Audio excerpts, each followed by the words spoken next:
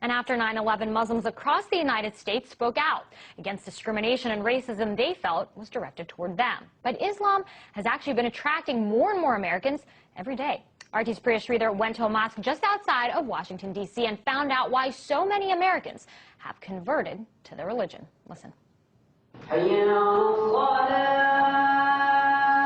It's the call to prayer, and it's answered by more than 1 billion Muslims all over the world, including Caitlin Billings, a 22-year-old American who was raised Christian. I converted last year, the 1st of Ramadan. My mother, she was afraid that I was going to marry someone who would beat me. She was crying a lot.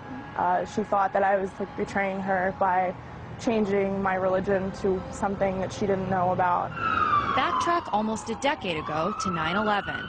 Today, our fellow citizens, our way of life, our very freedom came under attack in a series of deliberate and deadly terrorist acts. President Bush waged a war on terror, targeting extremist Muslims who were labeled as terrorists.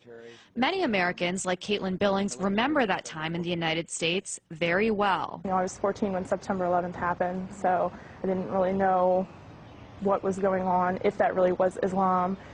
People said it was, so I believed it just like everybody else. But as Billings got older, she decided to find out for herself. And her investigation led her to the Mustafa Center, a mosque just outside of Washington, D.C. that has become a haven for many Americans like Billings who have found Allah. A new poll found that almost 40% of Americans believe that Muslims should carry identification cards.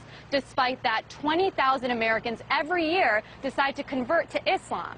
These converts say they don't regret their decision at all. It's a choice that they must think about every day. Around the world since 9/11, Muslims have battled bans of their religious clothing, profiling in airports, and discrimination in their everyday lives. People that I knew since I was very small think that I've changed personalities because of this. They don't see past the scarf. They just see the fact that I've changed. After joining a class to learn more about Islam, Carl Dodge also decided to become a Muslim. One of the big jokes that I've always made is before I actually sat down in the class and opened my Quran, everything I knew about Islam I had learned from CNN, And a lot of people are like that. So, and there were some negative reactions. And when it comes to the mainstream media, the depiction of converts can be somewhat extreme. That Pakistani officials have arrested Adam Gaddan. This is the American-born spokesman for Al-Qaeda. Fox is working. First, there was John Walker Lind, the Californian who converted, joined the Taliban, and ended up fighting with them in Afghanistan. And then more recently, it was Jihad Jain, the blonde-haired, blue-eyed convert who allegedly recruited people to wage violent jihad. And for many American Muslims like Dodge and Billings, the portrayal of converts is disturbing. It does upset me a little bit because there's a lot of preconceptions people have. And until I actually took the time to open a Quran and see what was written, that was my only impression of Islam, is what I had seen on TV. And in the United States, they say a culture of Islamophobia just doesn't make sense. It's a right to practice your religion. That's what this country was founded on. Not only, is it supposed to be that way here, this country was founded on those principles. That's, people that started this country were fleeing religious persecution. I just had somebody ask me the other day, oh, so are you against America now? And it's like, okay, I'm a U.S. veteran as well. I served in the U.S. Navy. And so I do believe in this country. I volunteered to defend this country. I volunteered to, stand up for what the Constitution says. No matter what unfolds around her, Billings says she's proud to be a Muslim. If no one in the world wants to talk to me and be my friend, I still don't regret it. I am completely happy right now. Happier than I've ever been in my entire life. A happiness that might not make sense to those around her. Priya Sridhar, RT, Annandale, Virginia.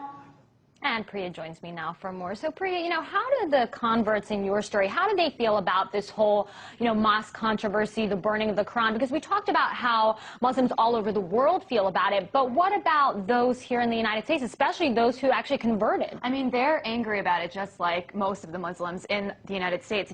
For them, converting to this religion, they had to change their lifestyles a lot. They pray 5 times a day, as you saw in my story. They wear headscarves. So for them, because of all these transitions, they have grown into a community where most of their friends and their family members, a lot of them have married Muslims as well.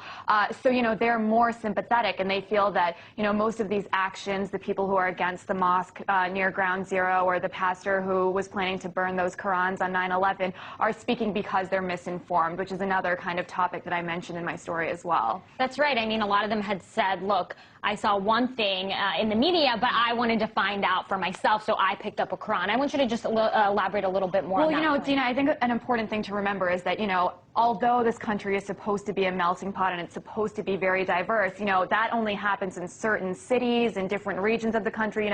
There are places in America where people literally have never met a Muslim person before, so their only kind of perceptions are shaped by the media and what they see on TV. It's just like the way people on the other side of the world have certain impressions of America because of what they see on TV. So for them, all they saw was these wars in the Middle East, these very extremist Muslim terrorist groups, and then, what the American media said about converts wasn't helpful as well. You saw Jihad Jain, you saw Adam Gadon.